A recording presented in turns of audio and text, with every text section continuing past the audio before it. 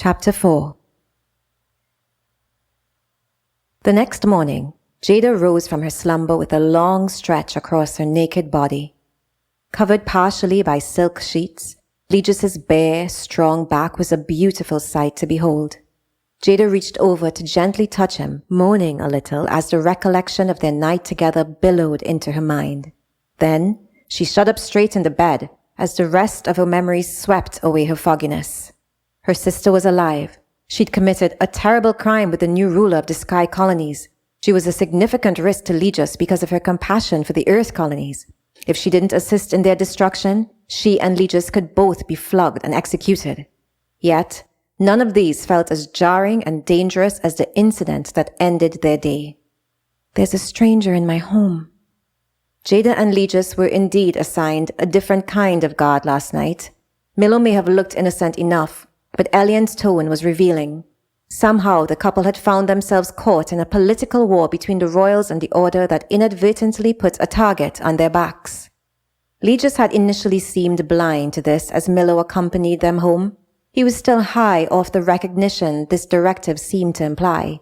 It was only when they had to prepare a room for their unexpected guest that the reality of the imposition struck him. He'd thrown a panicked glance over to Jada as the walls of the implied censorship closed in on them both.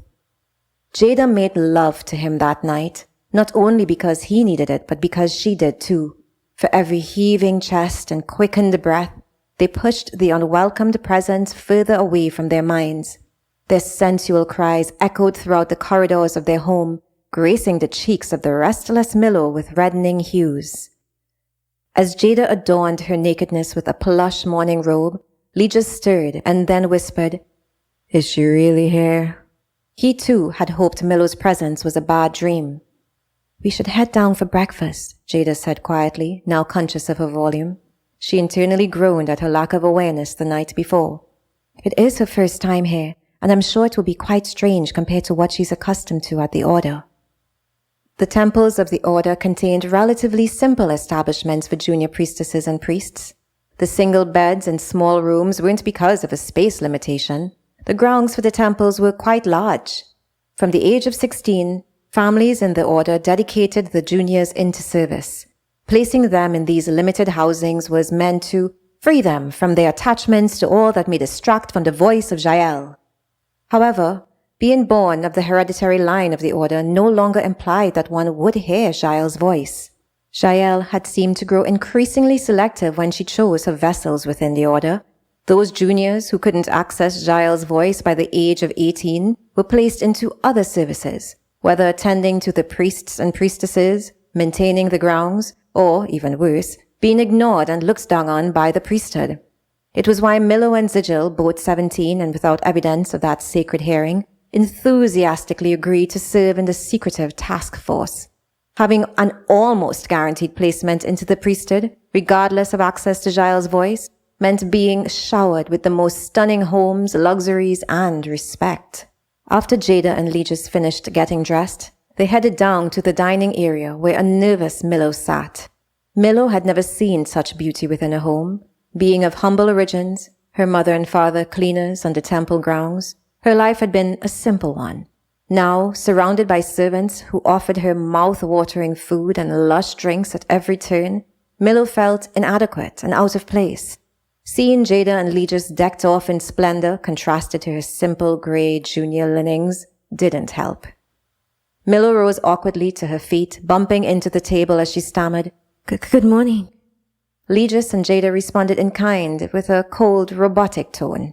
Breakfast was their time together before the hustle and bustle of the day began. Once the servers finished placing the meal, the couple would usually dismiss them so they could chat freely about the day's affairs.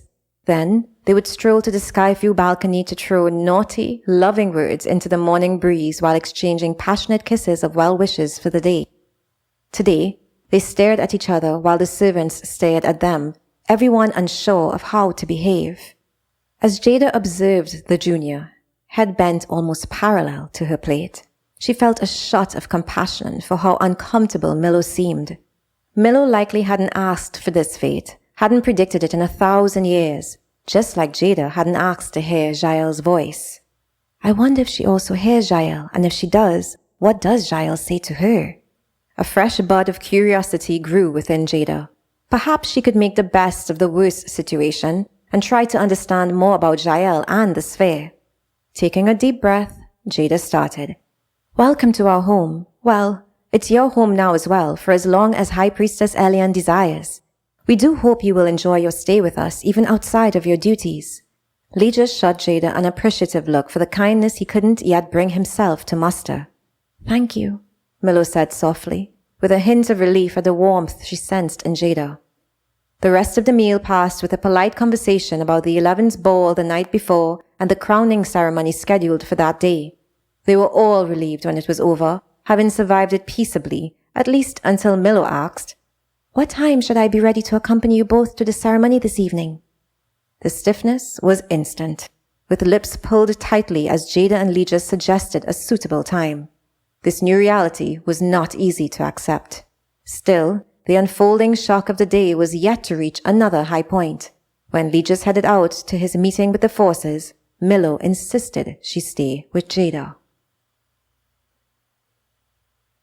Zora groaned and held her head at breakfast, still nursing the migraine of the century from the festivities of the night before. Vlad grinned across the table, shaking his head and mocking her weak countenance in holding her liquor. Oh, I held it just fine, Zora shot back. It was you who decided the night was far from over when we arrived here. What did you put in that concoction? Vlad listed an array of ingredients so potently drugged that Zora's face became increasingly full of rage. It was when he mentioned mush, a variety of mushrooms exclusive to the Earth colonies due to their inability to grow at the Sky colony's altitude, that Zora's anger instantly stopped. She narrowed her eyes to meet Vlad's unflinching gaze. Are you baiting me, or did you just make a mistake? Zora started slowly. Either way, care to explain your access to mush? Vlad grinned. You're quick with that mind of yours. Despite your rampant disrespect for royalty with these direct questions, I must admit it's growing on me. Still, I've given you quite the leash thus far since your head's clearly been banged up after all. You did just miraculously ascend and survive the shockers. But it's a new day. Time to adjust that behavior. Zora could have screamed at him for his arrogance.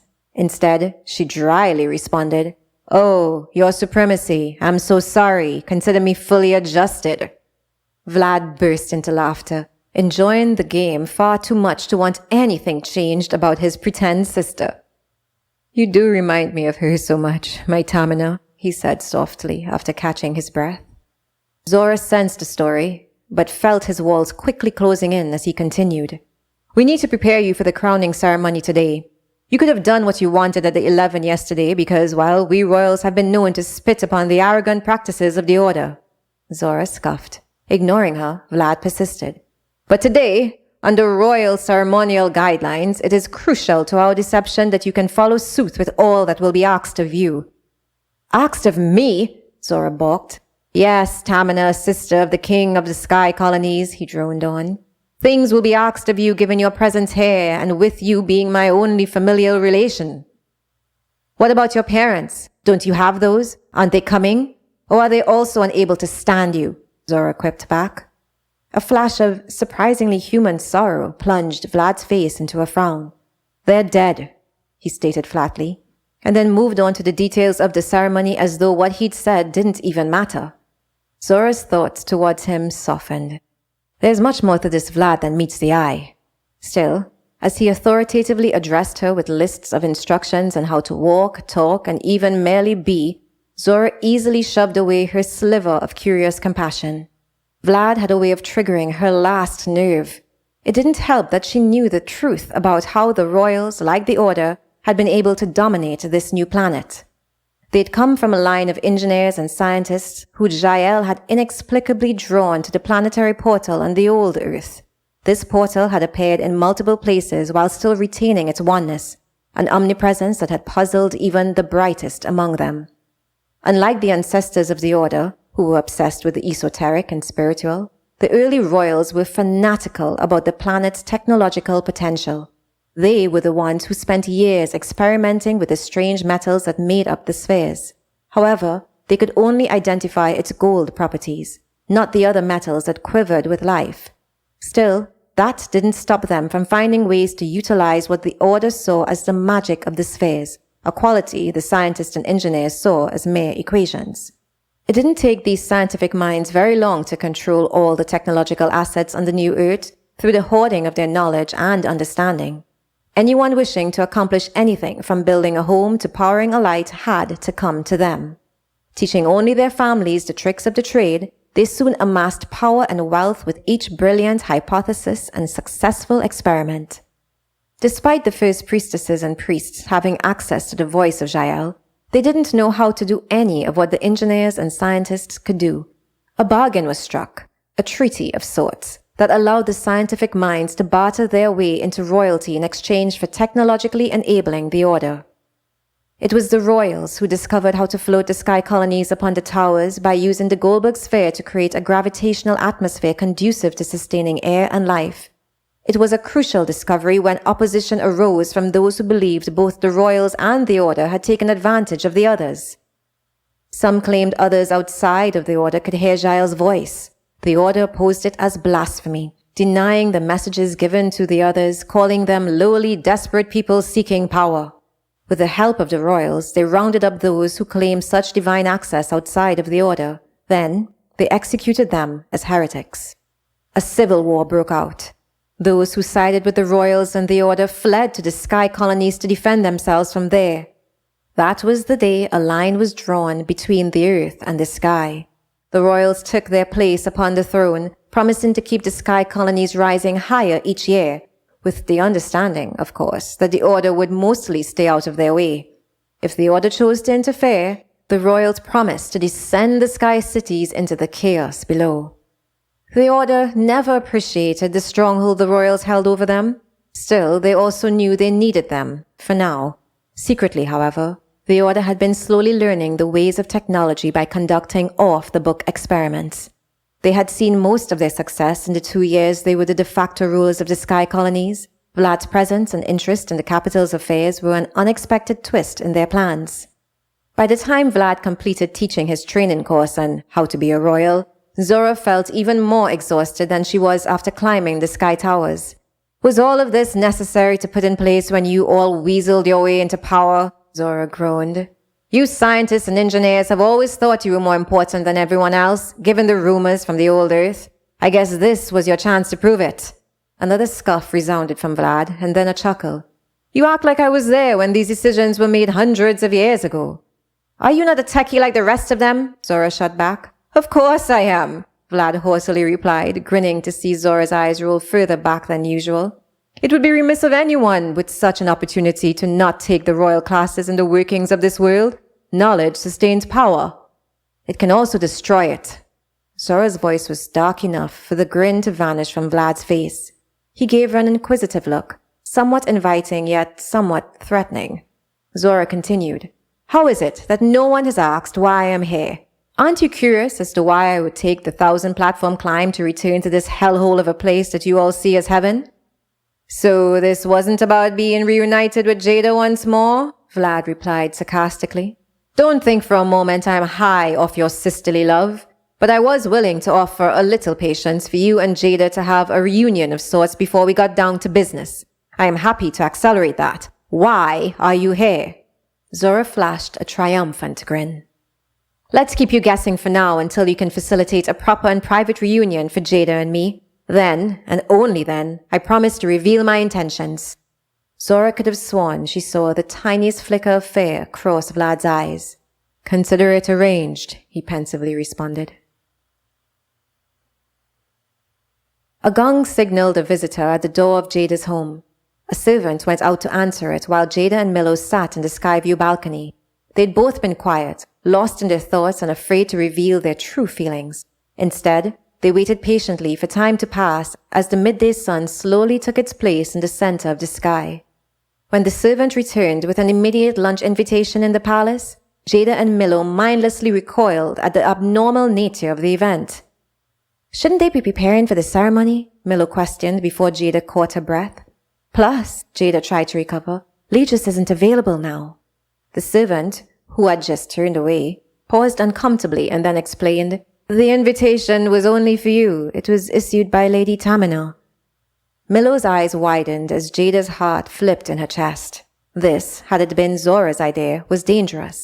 Had it been Vlad's, perhaps he had a plan. Still, he didn't know about Jada's new complication. Millow continued to stare at Jada, awaiting her decision. Then, the junior offered, "You can't exactly turn down an invitation from the palace." Jada already knew that. She had a much bigger challenge. If she went without Millow, after the High Priestess Elian's explicit orders, she would draw far more suspicion to herself and what she might know. Jada took a deep breath and mustered a nervous smile at Millow. "I guess we better go see what she wants." The excitement on Millow's face was enough to tell Jada that she'd made the right choice. The junior's walls lowered immediately, babbling about the irregularities they'd noticed with Tamina's sudden appearance and how much she appreciated Jada's loyalty to the Order in helping her do her job. Jada graciously agreed. "I must keep Millow close, for Zora's sake." As they entered the private dining room in the wing that Vlad and Zora occupied, Millow gasped at the massive spread of gourmet foods, drinks, and desserts fitting for a party of 10.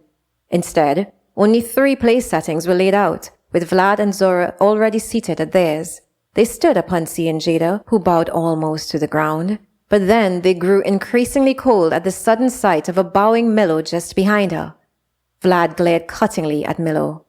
"I believe Tamina requested a private lunch. What is she—" "This is Millow," Jada hurriedly interrupted as she rose. "Our assigned junior priestess from the Order. She's going to be an incredible resource for Legis and me as we navigate your protection and the Force's presence in the realms. It is only her first day with us, and I didn't want to abandon her, leaving her all alone at my home. I also think it would be lovely for her to enjoy some of this beautiful spread that seems far beyond what all 3 of us could conquer in a sitting. Is it okay for her to stay?" Jada shot Vlad and Zora a telling look, desperate for them to understand the necessity of her request. Thankfully, they both did, but it was Zora who surprised Jada with her suddenly regal response. "My dear child, of course you may join us. I will signal for another placing to be made immediately." Vlad held back his laugh at Zora's quick study of royal ways. Still, he felt angered by the Order's clear imposition on Jada. He couldn't imagine how stifled she must have felt on top of everything else they'd all gone through over the past day. To have a spy placed in her home, it just wasn't right. He'd play along as he knew how, but he wasn't going to let this go. Oddly, however, the mood of the luncheon was unaffected. Millow eased into the background, allowing them to exchange pleasantries and share laughs about the night before. Vlad brought up the crazy dance that Jada and Zora did, easing the impression their familiarity must have made by adding, "Isn't it amazing what a little wine can do for us all, the unity we can feel despite our social places?" Glancing at Millow, Jada saw no notes of suspicion on her face. Instead, Millow seemed quite fascinated, especially by Vlad, and who could blame her?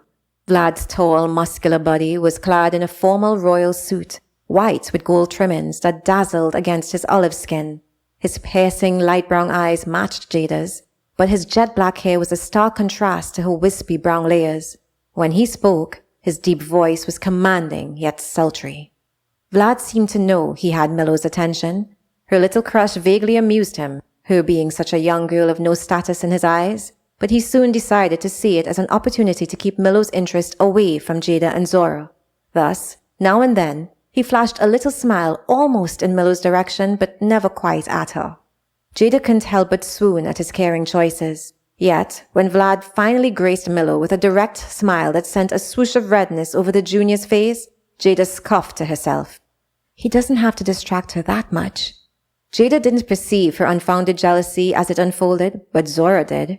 Ever observant and unimpressed by Jada's love interests in general, Zora saw the opportunity Vlad had created to whisk Jada away while Millow melted in his presence. "Jada, I'd love to show you the place I've chosen for the garden I've decided to grow on my balcony," Zora began. "Well, that the servants will grow for me," she quickly added a little haughtiness to her tone. "Millow, I know you haven't finished eating yet, but would you like to join us, or would you be happier staying to eat dessert with our fine ruler here?" Millow instantly agreed to stay. Jada wanted to oppose, but knew that would be irrational. Vlad wasn't even remotely serious in his accommodation. Still, when Jada heard him saying, Tell me about yourself, Milo. What is it like to be a junior priestess? As she and Zora left the room, she audibly scoffed again. You need to stop doing that. Zora gave her a little shove after checking that no one was in the hallway. Your green monster is showing. What? Jada gasped. No, I am a happily married woman. Sure you are, Zora emphatically replied while rushing Jada to her new room. Before Jada could strengthen her defense, the sight of the luxury Zora now owned under her false pretense took her breath away. Every inch of Zora's room dripped in gold, with the softest silk linens and beautifully carved sculptures creating an oasis around the many trees and exotic plants in the room. The balcony had the makings of a small, controlled forest, with lilies floating in a strange dipping pool. How is this possible? Jada gushed. Royals and their technology, of course, Zora laughed, then jumped back into her bed on a mattress that flounced with feathery softness. You know you want to, Zora sang. Jada laughed and leapt on the bed, squealing with Zora as they bounced up and down like the little girls they once were. When they'd had their fill of glee, they crashed down next to each other, joined at the heads with their bodies splitting like an arrowhead. Sighing, they turned to face each other for a vulnerable moment of silent sharing. Every "Where were you?" and "How are you really?" echoed in their eyes as tears filled them. They embraced without reservation, little sobs escaping their lips. You know we don't have much time, Zora eventually started as Jada nodded.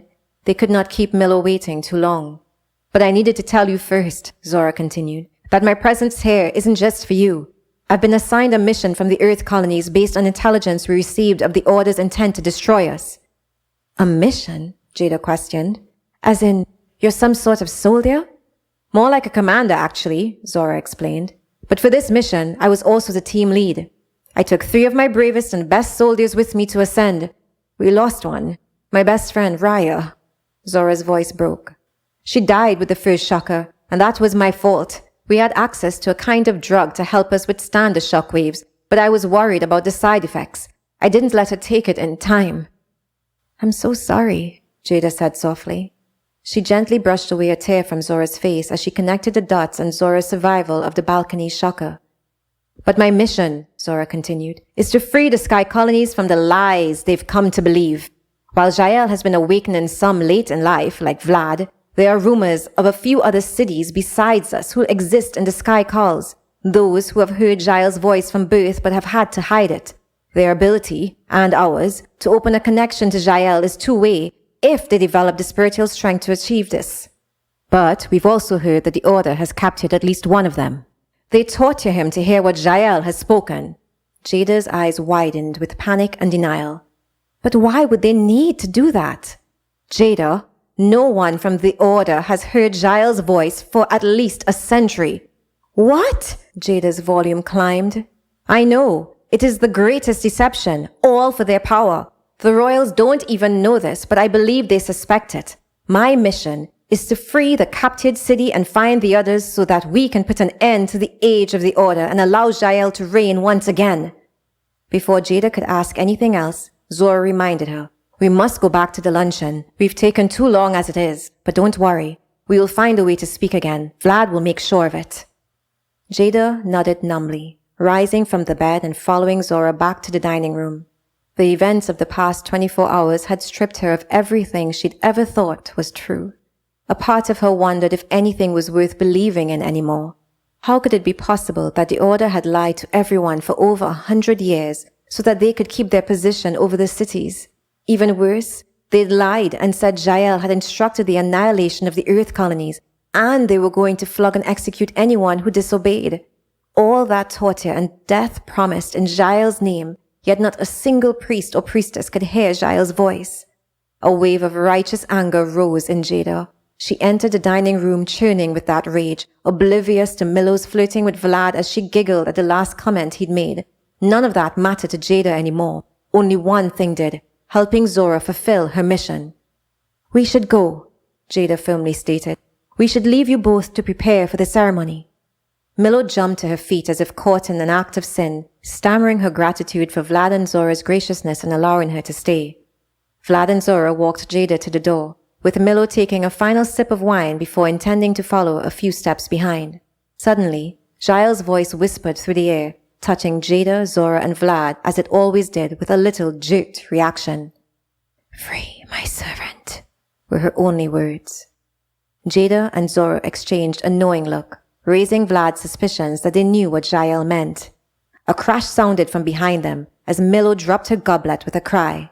Jada, Zora, and Vlad turned towards her as terror arrested the junior's face. "What was that?" Milo stuttered. "You all heard that. I know you did. You jumped when you heard it. I heard it too. Wait. Was that Jeanelle? That's her voice. Oh my goodness. I heard Jael's voice, but..." Milo's eyes narrowed and then widened as she stared at them all, dumbfounded. "You heard it too,"